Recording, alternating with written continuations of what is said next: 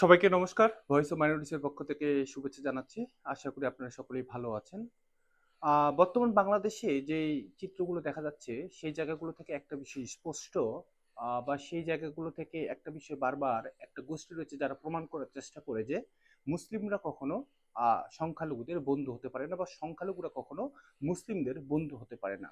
দেখুন, দেশে বিভিন্ন প্রান্তে অনেক কিছুই হয়, নানাভাবে সংখ্যালঘুদের উপর নির্যাতন নিপীড়ন চালানো হচ্ছে, এটা আপনারা জানেন।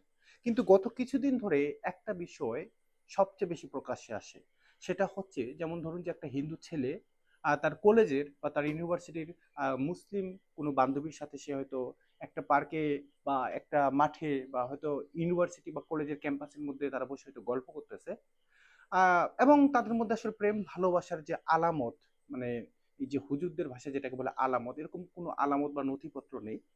তো সেরকম একটা জায়গাতে সেই যে হিন্দু ছেলেটা, তার হাতে লাল সুতো, এবং যেহেতু তার হাতে লাল সুতো এবং যেহেতু একটা বরখা পরা মেয়ের সাথে সে বসে, মানে হয়তো হতে পারে গ্রুপ স্টাডি করতেছে, বা হয়তো হতে পারে যে তাদের এডুকেশন বা তাদের জীবন নিয়ে হয়তো কোনো আলোচনা করতেছে বন্ধু হিসেবে, সেই জায়গাগুলোতে এই যে মৌলবাদী জঙ্গিরা রয়েছে তারা কিন্তু ভয়ঙ্করভাবে হামলা চালায়।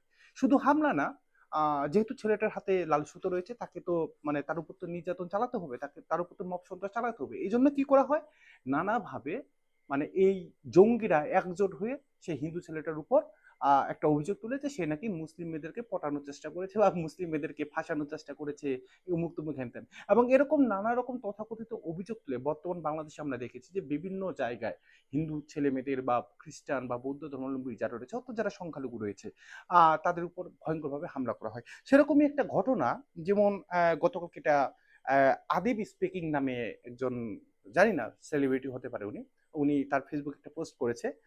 দেখলাম অনেক ফলোয়ার উনার। তো উনি বলেছে যে হিন্দু মেথরের ছেলে, রুহান মেথর।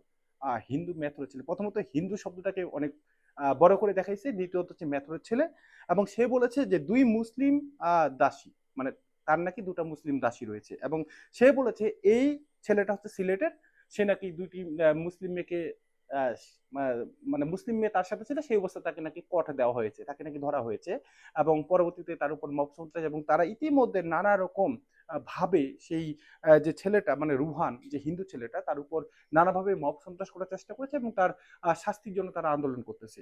ভাই দেখুন, আহ বাংলাদেশে যেহেতু আমরা হিন্দু মুসলিম বৌদ্ধ খ্রিস্টান বা অন্যান্য ধর্মাবলম্বী যারা রয়েছি, আমরা যেহেতু একসাথে থাকি, বা আমরা যেহেতু যেহেতু কলেজে বা ইউনিভার্সিটি বা বিভিন্ন জায়গায় আমরা একসাথে পড়াশোনা করি, সেক্ষেত্রে আমাদের মানে নিজেদের মধ্যে একটা সম্পর্ক থাকা, মানে একটা বন্ধুত্বপূর্ণ সম্পর্ক থাকা, এটা তো স্বাভাবিক ব্যাপার।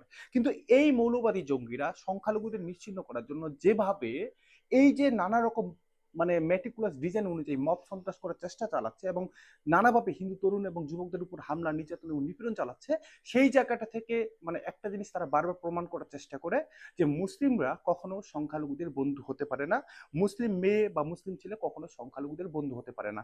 আপনারা কি মনে করেন অবশ্যই কমেন্টে জানাবেন। তবে আরেকটা কথা বলে রাখি, বাংলাদেশের সংখ্যালঘু যারা রয়েছে আমরা, আমাদের প্রত্যেকটা তরুণ এবং তরুণীর অবশ্যই সচেতন হওয়া উচিত এই বিষয়গুলোতে। দেখুন, আপনারা জানেন যে আপনি বাড়িতেও নিরাপদ না, বাড়ির বাইরে গেলেও নিরাপদ না, তারপরে আবার এই জঙ্গিদের, এই মৌলবাদী জঙ্গিদের কোনো পাতানো ফাঁদে যেন আপনারা পা না রাখেন, এবং আপনারা যেন কোনো বিপদে না পড়েন, সে ব্যাপারে আপনারা নিজেরাও সচেতন হবেন, এবং আপনাদের পরিবারের সবাইকে সচেতন করবেন। সেই প্রত্যাশায় সবাই ভালো থাকুন, সুস্থ থাকুন। নমস্কার।